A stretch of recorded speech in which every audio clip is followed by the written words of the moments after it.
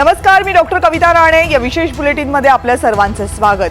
महाराष्ट्राच्या राजकारणामधली आजची सगळ्यात महत्त्वाची घडामोड म्हणजे संघाच्या मुखपत्रामध्ये अजित पवार यांच्यावर ओढण्यात आलेले ताशेरे. लोकसभा निवडणुकांमध्ये महायुतीचा पराभव झाला. अवघ्या 17 जागांवर महायुतीला समाधान मानावं लागलं. यामध्ये अजित पवार यांच्या पक्षाची जागा होती फक्त एक.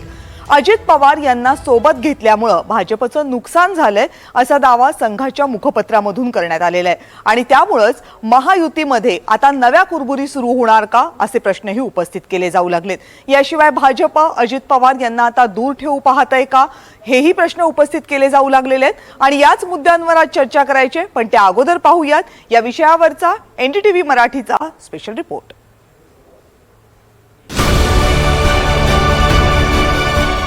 अजित पवार महाराष्ट्राच्या राजकारणातलं दादा व्यक्तिमत्व. दादा कधी कोणाचं ऐकून घेत नाही, मग समोर नेता असो नाहीतर पत्रकार. पण राष्ट्रवादी काँग्रेसमध्ये बंड झालं आणि दादांच्या दादापणाला जणू दृष्टच लागलं. त्यात लोकसभेच्या निवडणुकांनंतर तर ज्यांना दादांनी जवळ केलंय तेच आता बाजूला सारतायत आणि वर 4 चौघात सुनावतायत. काल राष्ट्रीय स्वयंसेवक संघाच्या मुखपत्रात तर महायुतीच्या अपयशाचा मोठा वाटा दादांच्याच पदरात टाकला. संघाचं मुखपत्र असलेल्या ऑर्गनायझरमध्ये म्हटलंय, अजित पवार गटाला सोबत का घेतलं? भाजप काँग्रेस विरोधात वर्षानुवर्ष वैचारिक लढाई लढतीये. अजित पवार गटाला सोबत घेतल्यामुळं भाजपची ब्रँड व्हॅल्यू संपली. अजित पवार गटाला सोबत घेतल्यामुळं भाजप आता इतर पक्षांसारखी झाली आहे. पार्टी विथ डिफरन्स राहिलीच नाही. ज्यांनी RSSला दहशतवादी संघटना म्हटलं त्या काँग्रेस नेत्यांना थेट भाजपमध्ये प्रवेश दिला गेला. चांगल्या परफॉर्मिंग खासदारांच्या जागा इतर पक्षातून आलेल्यांना दिल्या गेल्या.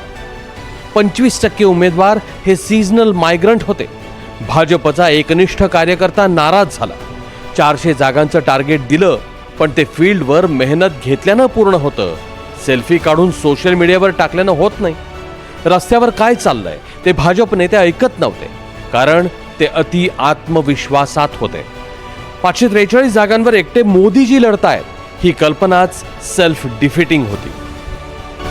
अजित पवारांना सोबत घेण्यापेक्षा त्यांना जेलमध्ये टाकायला हवं होतं असे संघाचे नेते आता उघडपणे सांगतायत.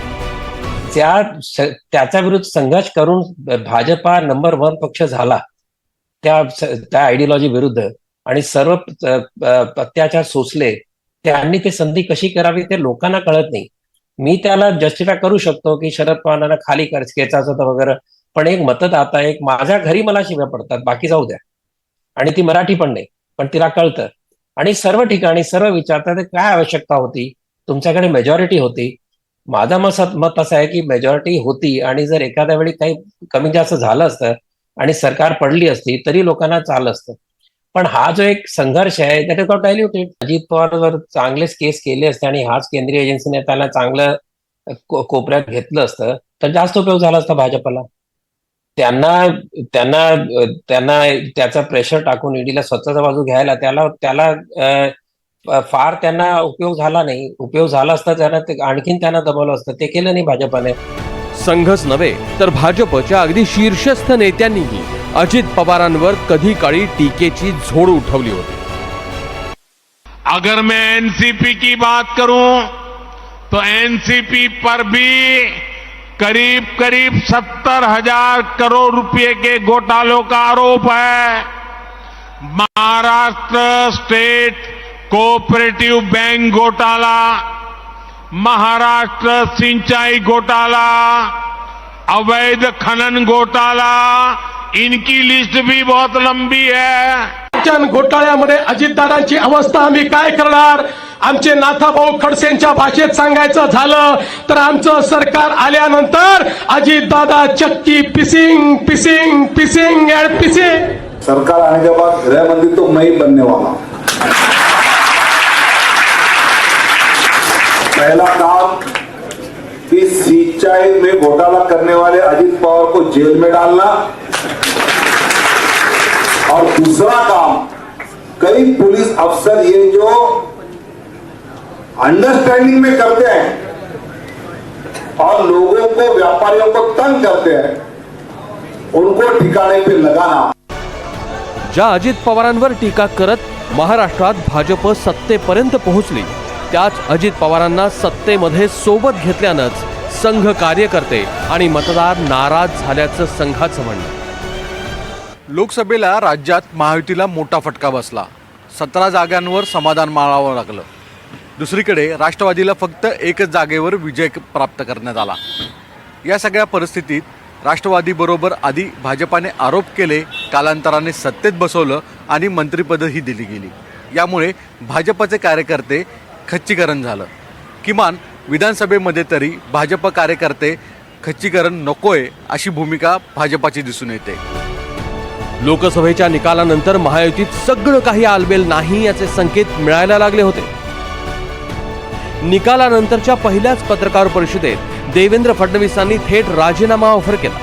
अजित पवार आणि एकनाथ शिंदेंना याची कल्पनाच नव्हती. केंद्रात मंत्रिपदाचं वाटप करताना राष्ट्रवादीला केवळ एक राज्यमंत्रीपद ऑफर केलं गेलं.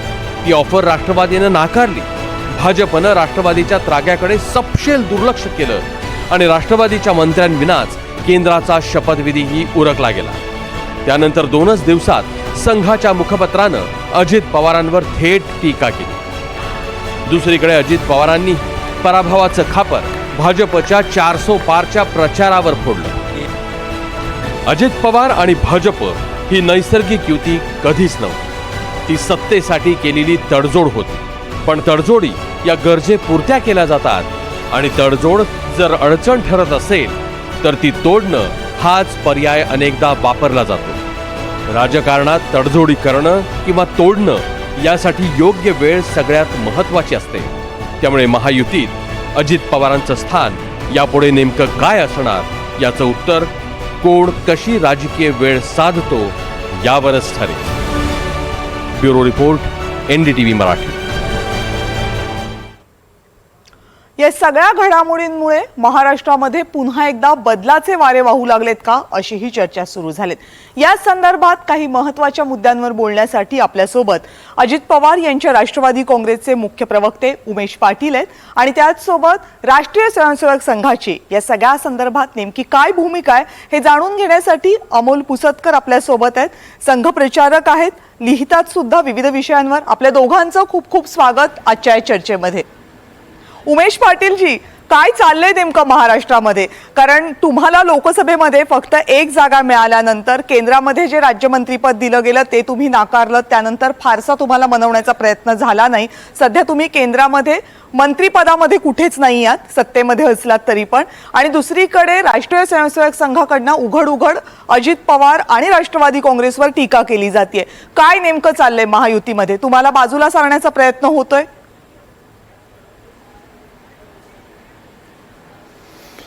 असं अजिबात नाही आहे. एक लक्षात घ्या, महाराष्ट्रामध्ये भारतीय जनता पार्टी, राष्ट्रवादी आणि शिवसेनेच्या महायुतीला म्हणावं असं यश मिळालं नाही ही वस्तुस्थिती आहे. आणि अशीच परिस्थिती इतर राज्यात देखील काही ठिकाणी झालेली आहे.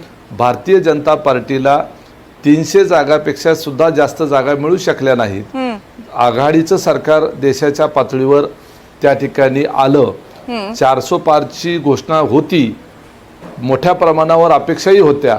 मोदी साहेबांच्या कामाच्या माध्यमातून आणि भारतीय जनता पार्टीच्या प्रचार यंत्रणेच्या माध्यमातून आम्ही सगळेजण एकत्र मिळून त्या दिशेनं जायचा प्रयत्नही करत होतो.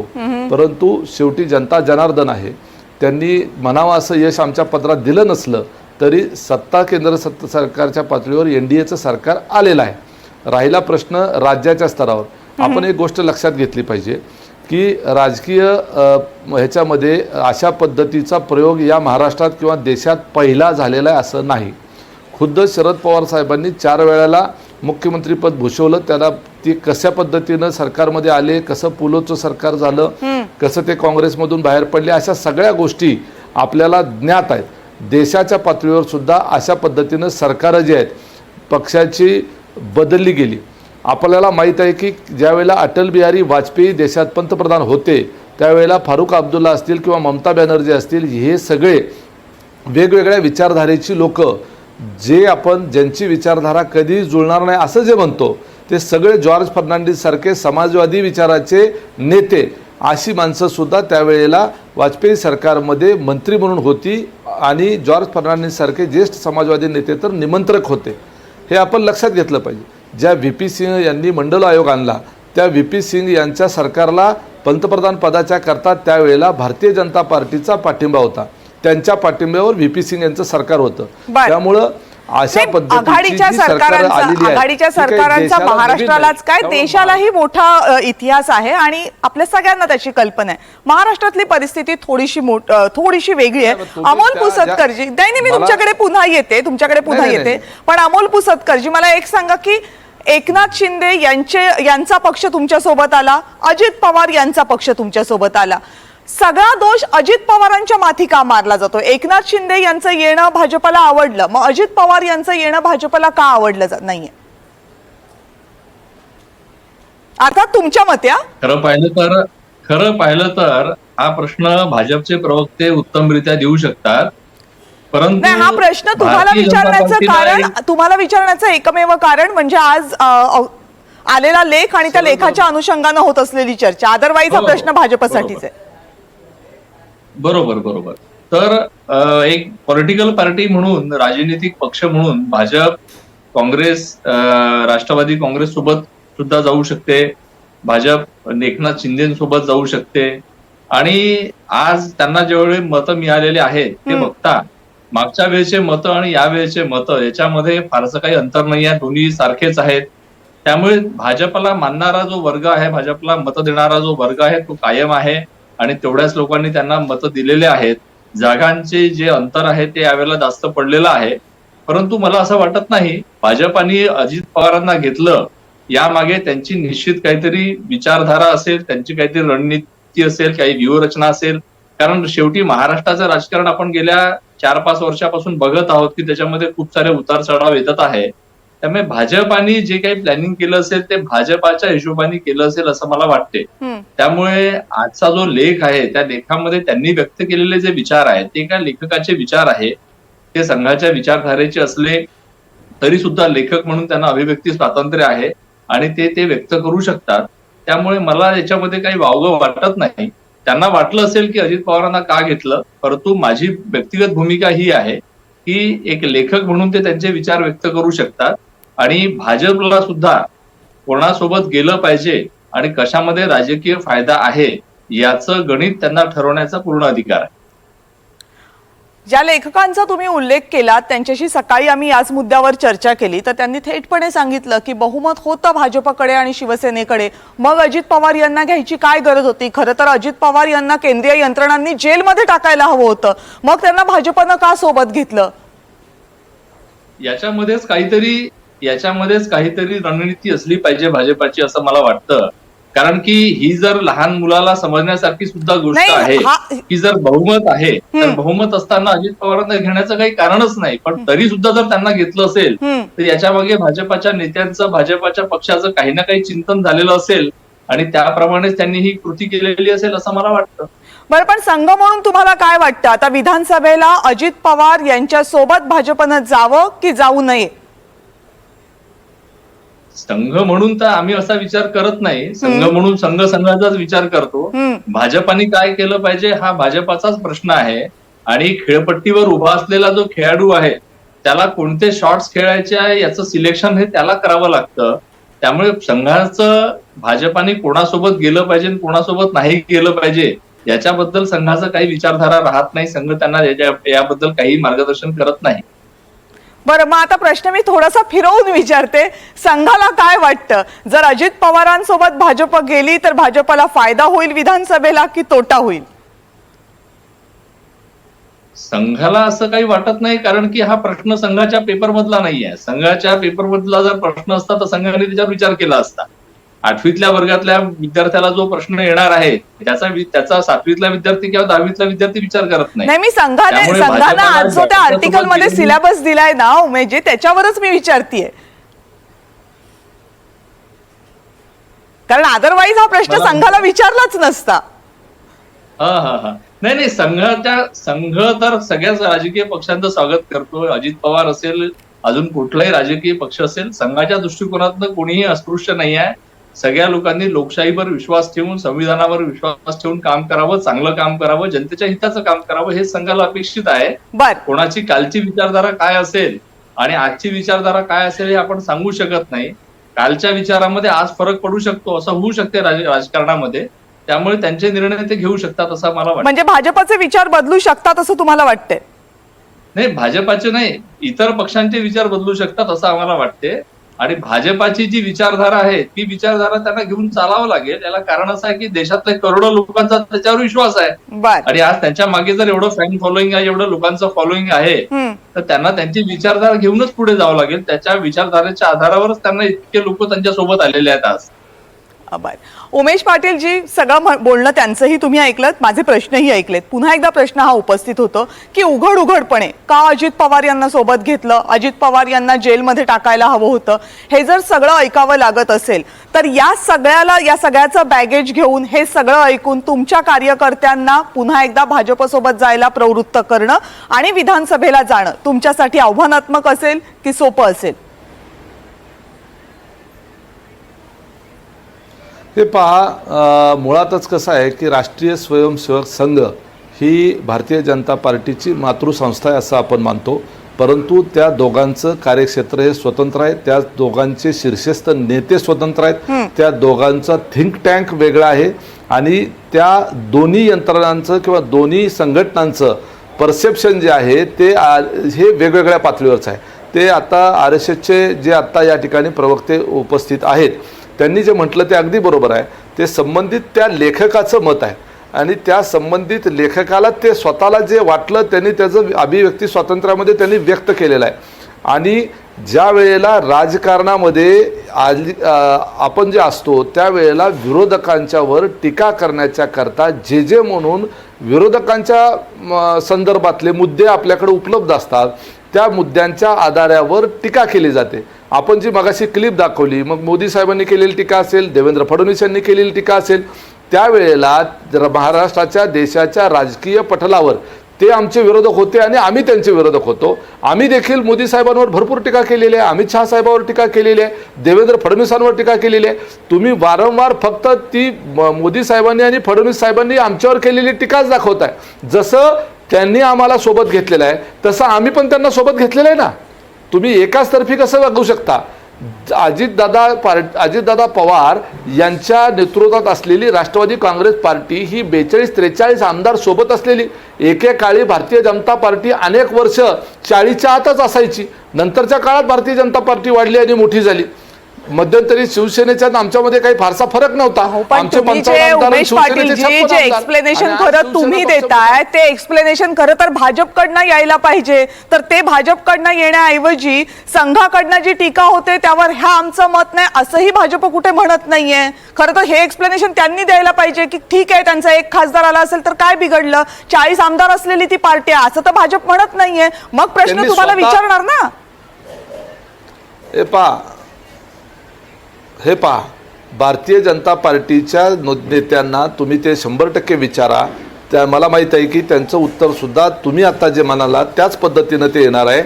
दीर्घकालीन असा एक अतिशय गंभीरपूर्वक विचार करून फक्त आताच्या लोकसभा आणि विधानसभेपुरतं हे अजितदादा पवार यांच्या नेतृत्वाखालील पार्टीला किंवा नेतृत्वाखालील राष्ट्रवादीला भारतीय जनता पार्टीनं सोबत घेतलेलं नाही, तर त्यांनी पुढच्या 25 वर्षाचा विचार केलेला आहे आणि त्यांनी महाराष्ट्राच्या स्ट्रक्चरचा विचार केलेला आहे, महाराष्ट्राच्या कल्चरचा विचार केलेला आहे, महाराष्ट्राच्या सामाजिक संरचनेचा विचार केलेला आहे. निवडणुका येत असतात आणि जात असतात, पराभव आणि जय हे होत राहतं.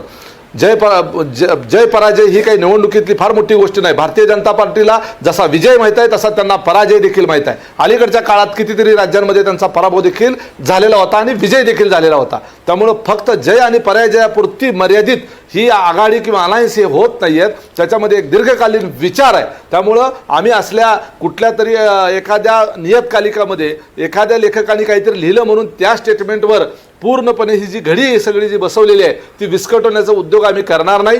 मला वाटत नाही की भारतीय जनता पार्टीच्या नेत्यांचाही तसा काही इरादा असेल. भारतीय जनता पार्टीचे अमित शहा साहेब असतील, मोदी साहेब असतील किंवा सगळे शीर्षस्थ नेते जे आहेत ते अजितदादाच्या संदर्भानं पूर्ण समाधानी आहेत. त्यांनाही माहीत आहे की नेमकं महाराष्ट्रात काय घडलं, त्यांनाही माहीत आहे उत्तर प्रदेशमध्ये आणि इतर राज्यामध्ये जिथं अपयश आलं तिथं काय घडलं. उमेश पाटीलजी, खरं तर तुम्ही तुमच्या पक्षाची भूमिका मांडताय, पण मला थोडा वेळ असं वाटलं की भाजपची भूमिका समोर येते की काय. ठीक आहे, तुम्ही सगळे एकत्र आहात आणि तुम्ही आता विश्वास देताय की विधानसभेला पण तुम्ही एकत्र जाणार आहात. राष्ट्रीय स्वयंसेवक संघाची भूमिका ही आहे की हे एक आर्टिकल आहे आणि लेखकानं जे लिहिलेले विचार आहेत ते लेखकाचे आहेत. मात्र हे सगळे विचार जेव्हा समोर येत आहेत, तुमची भूमिका जेव्हा समोर येते, त्यावेळेस काही प्रश्न नक्की उपस्थित होतात. तेच प्रश्न तुम्हाला विचारण्याचा प्रयत्न केला. आपण दोघेही या चर्चेमध्ये सहभागी झालात आणि आपल्या आपल्या बाजूची मतं स्पष्टपणे मांडली, त्याबद्दल आपल्या दोघांचेही मनपूर्वक आभार. तर महायुतीमध्ये नेमकं काय सुरू आहे या संदर्भातलं प्रश्नचिन्ह अजूनही कायम आहे. राष्ट्रीय स्वयंसेवक संघानं केलेली टीका आणि त्यानंतर राष्ट्रवादी काँग्रेसकडनं येणारी प्रतिक्रिया, या पाठोपाठ आता या सगळ्यावर प्रतीक्षा आहे ती भाजप यावर काय भूमिका घेते याची. या चर्चेमध्ये आता वेळ झाली इथेच थांबण्याची. पाहत रहा NDTV मराठी.